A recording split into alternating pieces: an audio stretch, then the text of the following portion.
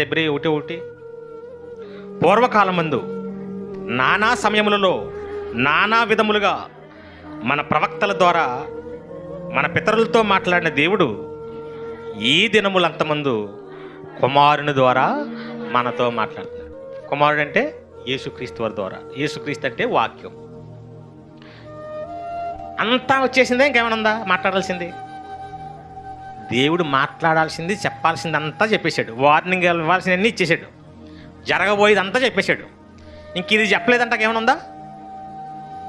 అందుకే లాస్ట్లో ఏం ముద్రేశాడు? దీంట్లో ఒకటి చేర్చకూడదు, ఒకటి తీసేయకూడదు. చేర్చకూడదు అన్నాడంటే అర్థం ఏంటి? ఇంకా ఏమీ లేదు, చెప్పలేనిది ఏమీ లేదు, నువ్వు కొత్తగా చేర్చాల్సింది ఏమీ లేదు, ఉన్నాయి తీసేయకూడదు. ఇప్పుడు అన్నీ చెప్పేసినప్పుడు ఇప్పుడు దేవుడు మనకి ఏమన్నా చెప్పాలనుకుంటే, దేవుడు మనతో మాట్లాడాలనుకుంటే, దేవుడు ద్వారా మనం ఏమన్నా తెలుసుకోవాలనుకుంటే, లేదా మనకు వార్నింగ్ ఇవ్వాలనుకుంటే ఎలాగిస్తాడు? ఇప్పుడు వాక్యం ద్వారానే. వాక్యం చదివినా, లేదంటే ప్రసంగాలు విన్నా, దైవజనుల ద్వారా, పాటల ద్వారా నీకేమిస్తాడు? బోధ, వాక్యం, వార్నింగులు అన్నీ వస్తాయి. జరగబోయేది అన్నీ తెలుస్తాయి. ఇప్పుడు మరలా దర్శనంలో కళ రూపంలో చెప్పాల్సింది ఏమనుందా? కానీ కళలో ఇంతకుముందు మాట్లాడాడు కదా, ఆ దేవుడు కళలో చెప్పాడు కదా జరగబోయేవి. దేవుడు నిన్న నేడు నిరంతరం ఏకరీతిగా ఉన్నాడు. అప్పుడు కళలో చెప్పిన దేవుడు ఇప్పుడు ఎందుకు చెప్పడు బిడ్డ అంటాడు. ఈ బిడ్డ ఏమన్నా అర్థం ఉందా? నిన్న నేడు రేపు ఏకరీతిగా ఉన్నాడంటే ఏ విషయాల్లో? ఆయన మాట తప్పుడు పరిశుద్ధుడు ఆ విషయాల్లో, అంతే తప్ప ఇలాంటివి కాదు. ఇప్పుడు అవన్నీ తీసుకొచ్చి ఇదిగో వీళ్ళు దొంగ బోధకులు, కళ్ళలో దేవుడు మాట్లాడంటాడు.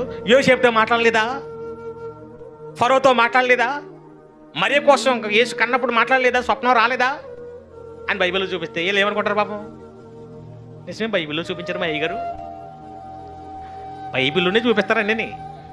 కానీ అది దాని టైం అయిపోయింది, వ్యాలిడిటీ అయిపోయింది.